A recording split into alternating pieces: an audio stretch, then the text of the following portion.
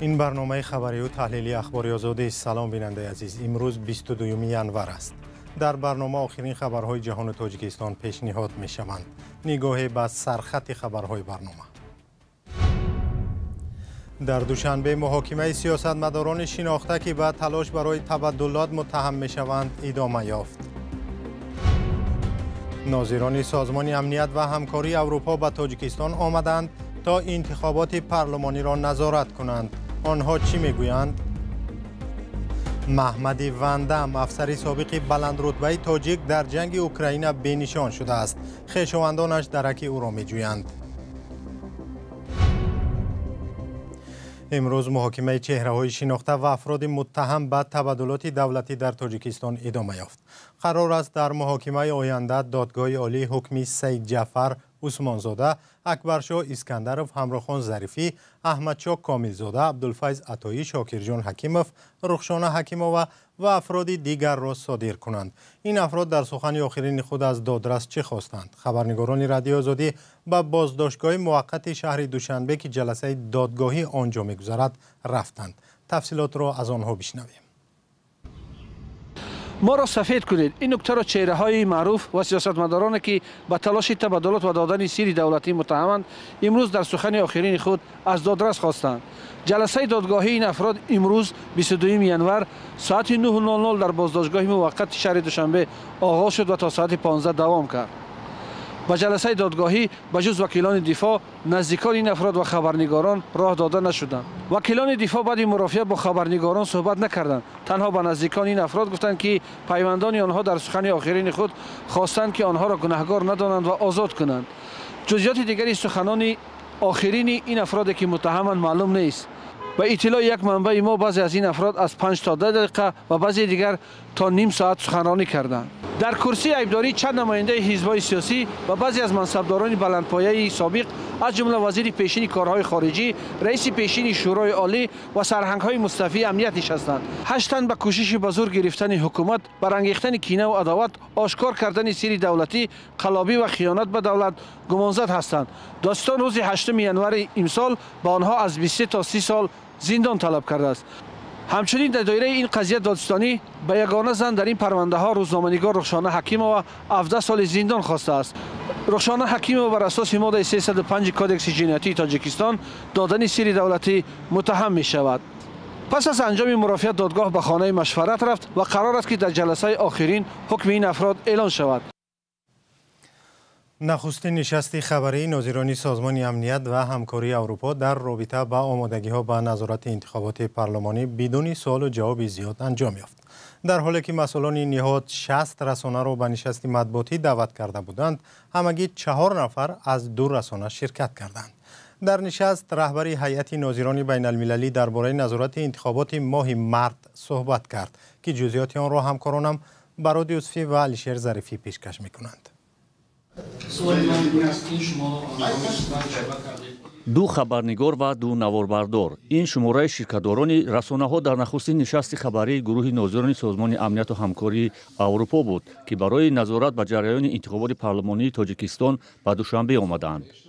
ناظران سازمان امنیت و همکاری در اروپا که در گذشته همه انتخابات‌ها در تاجیکستان را ناشفاف ارزیابی کردند، این بار با هیئت کامل انتخاباتی قریب الوقوع پارلمانی در تاجیکستان را نظارت خواهند کرد.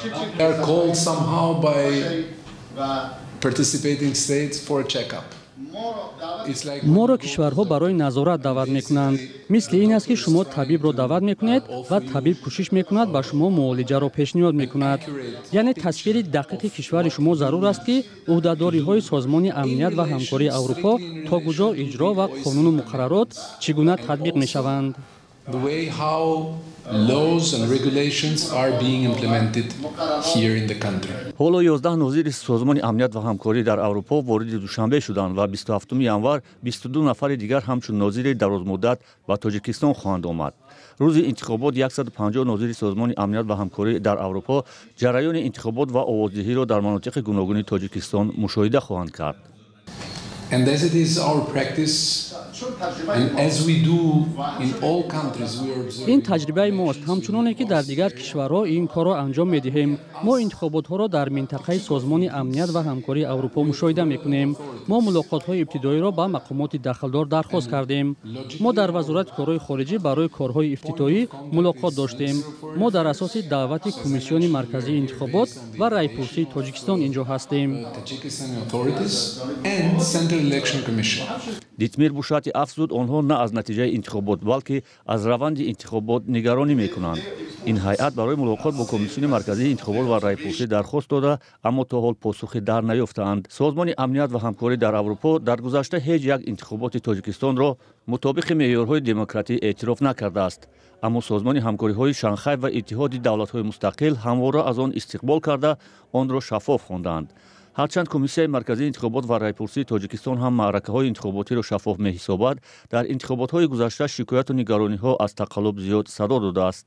روز 2 مارس سال 2025 در تاجیکستان انتخابات وکیلان مجلس نمایندگان برگزار خواهد شد. طبق اطلاع کمیسیون مرکزی انتخابات به جز حزب سوسیال دموکرات تاجیکستان 6 حزب دیگر نامزدهای خود را برای شرکت در انتخابات پارلمانی ماه مارس پیشبری کردند. یک افسر سابق وزارت کارهای داخلی تاجیکستان که از جانب روسیه به جنگ اوکراین شرکت کرده است ناپدید شده است. محمد جان بازاروف که در زادگاهش ناحیه واسه او را با لقب محمد وندم میشناختند تا 7 سال پیش پلکونیکی بریگاد زودعملی تعیینات مخصوصی وزارت کارهای داخلی بوده ولی بعدا با خانواده‌اش به روسیه کوچ بسته است. نزدیکانش میگویند او به جنگ اوکراین رفته بود ولی یک ماه باز از او هیچ خبری ندارند. همکارم کیومرس عطا موضوع را پیگیری کرده است و حالا در استودیو با ماست. کیومرس، در شبکه‌های اجتماعی خبری با عکس‌های محمد جان بازاروف نشر شد که او در جنگ اوکراین کشته شده است. اطلاع دقیقی در این باره دارین؟ بله مومن، ما این خبر رو پیگیری کردیم و آوازه مرگ او به نزدیکانش نیز رسیده است. خویشاوندانش در صحبت با ما گفتند که درباره مرگ او هیچ خبر ندارند ولی نیم ماه باز تلفن او خاموش است و به زنگ‌ها پاسخ نمی‌دهد. سفر بازاروف برادر او در صحبت با رادیوی آزادی گفت که پسر محمد جان با فرمانده پدرش هم تماس گرفته است و این فرمانده به پسرش گفته است که پس از 2-3 روز رسما به شما معلومات می‌دهیم. نگرانی خانواده از آن است که فرمانده هم زنده بودن او را تصدیق نکرده است. به گفته نزدیکانش محمد جان بازاروف 7 سال پیش با 7 فرزندش به روسیه رفت و شهروندی این کشور را گرفت و همچون نظامی به کارش در آنجا دوام داد. از ویدیوهای او در یوتیوب معلوم میشد که به کراته و دیگر رزمهای شرقی مشغول بوده است. به قول خویشاوندانش او تا سال 2005 در دسته زودعمل تعیینات مخصوصی وزارت کارهای داخلی تاجیکستان کار میکرد و در آنجا رتبه پلکاونیک یا سرهنگ را داشت. سال 2015 او را در تاجیکستان به اوباشی گناهکار دانستند ولی مومن چی جزا گرفتنش را ما نمیدانیم. بعد همین ماجرا او به روسیه رفته است. کیومرس، درباره کشته یا ناپدید شدن زادگان تاجیکستان در جنگ اوکراین در دوام تقریبا 3 سال خبرهای زیادی دسترس می شوند. معلوم کردیم که آنها از کدام قشر جامعه هستند، کیها هستند و با چی دلیل به جنگ اوکراین رفتند؟ مومن، خبرهایی که درباره کشته شدن زادگان تاجیکستان در اوکراین از آغاز جنگ روسیه در رسانه‌ها نشر می‌شوند نشان می‌دهد که آنها از طبقه‌های گوناگون هستند و با طرزهای گوناگون به این جنگ جلب کرده شدند. تاکنون خبر کشته شدن بیش از 100 زاده تاجیکستان رسانه‌ای گردید و گروه اول این تاجیکانی هستند که در ارتش روسیه خدمت میکنند، کار میکنند و گروه دومی که از کشته شدنشان بیشتر خبر میرسد اینها محبوسان تاجیک در زندانهای روسیه هستند که از طرف گروه زرخریدی واگنر و گروه‌های دیگر به این جنگ جلب شدند. گروه سوم این مهاجران عادی هستند و طبق گفته نزدیکانشان و حامیان حقوق برخی آنها را با فشار و این بهانه که از جوابگری جنایی آزاد میکنند به جنگ در اوکراین جلب کردند. گروه دیگر را با وعده پول زیاد و هم دریافت حق شهروندی روسیه به جنگ اوکراین بردند. در ازبکستان و قرقیزستان همونطوری که ما میدانیم در دو کشور همسایه تاجیکستان چند نفر را برای شرکت در جنگ اوکراین جزا دادند.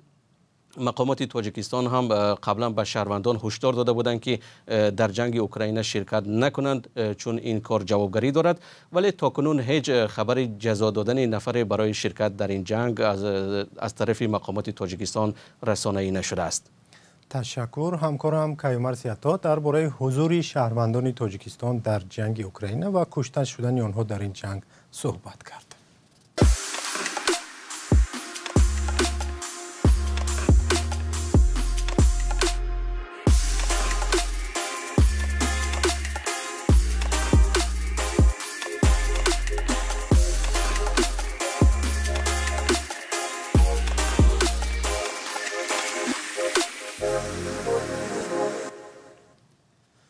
برنامه را با خبر دیگری از تاجیکستان ادامه میدیم. در تاجیکستان با یک دستور پرزیدنت امامعلی رحمان تفتیش کار صاحبکاران برای 2 سال منع کرده شد.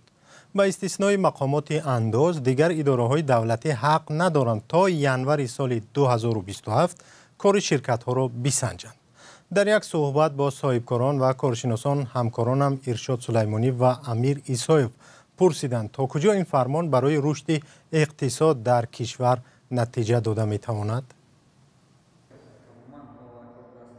اعظم اهرالایف صاحبکار جوانی تاجیک فابریکه استحصال پایافزار برند اعظم دارد. او حالا تجارتش را وسیع کرده است. بنا را برای کارگاه نوی استحصال پایافزار و لباس مکتبی آماده میکند. این صاحبکار از فرمان اخیر امامعلی رحمان درباره مراتار به همه نمود سنجش‌های فعالیت صاحبکاری استقبال می‌کند.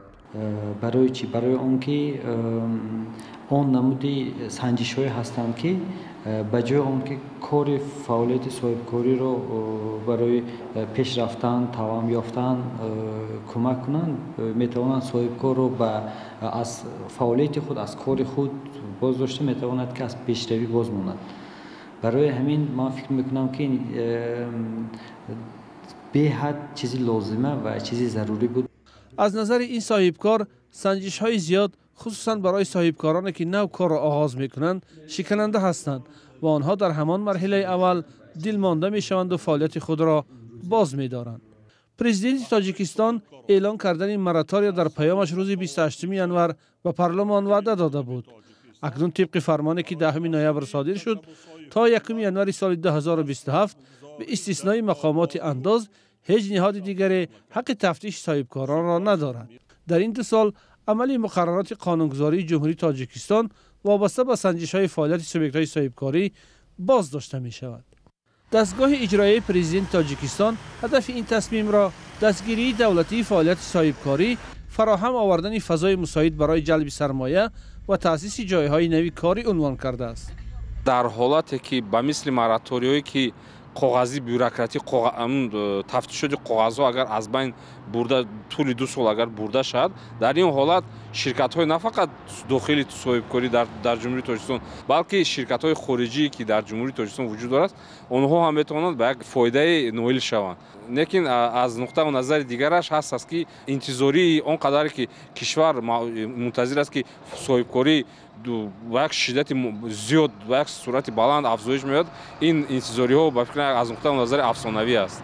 برخی تحلیلگران اقتصادی بر اینند که هرچند این گونه مراتاری ها خوبند ولی نتیجه کوتاه مدت دارند و پیشنهاد میکنند که شماره نهادهای تفتیشگر کم کرده شوند. در تاجیکستان قبل از این سالهای 2008، 2011، 2018، 2022 برای از 2 تا 3 سال نیز مراتاری به سنجش‌های مقامات دولتی اعلان کرده شده بود. اما تاکنون در تحلیل‌های اقتصادی و گزارش‌های سازمان و نهادهای بین‌المللی فضای تاجیکستان برای صاحبکاری و سرمایه‌گذاری زیاد مساعد دانسته نمی‌شود. سطح بلندی کروپسیا، نامستقلی دادگاه‌های اقتصادی، منپالی بودن بخش‌های مهم اقتصاد و نبود امنیت سرمایه و دلایل دیگر را سبب این می‌دانند. دونالد ترامپ رئیس جمهوری آمریکا هشدار داد که اگر ولادیمیر پوتین پرزیدنت روسیه با اوکراین به سازش صلح نرسد علیه مسکو تحریم‌های اضافی جاری خواهد کرد. اظهارات ترامپ روز 21 ینور در جریان سخنرانیش در کاخ سفید و در پاسخ به سوال خبرنگاران صدا داد. او همزمان از رئیس جمهور چین سی جین پینگ خواست که در ختم جنگ در اوکراین همکاری کند. سپاس که ما را تا اینجا همراهی نمودید. بیشتر خبرهای ما را در سامانه رادیوی آزادی آزادی.org و صفحه‌های رادیو آزادی در فیسبوک، اینستاگرام، یوتیوب و تلگرام و تیک تاک ایکس پیگیری کنید. خدا نگهدار.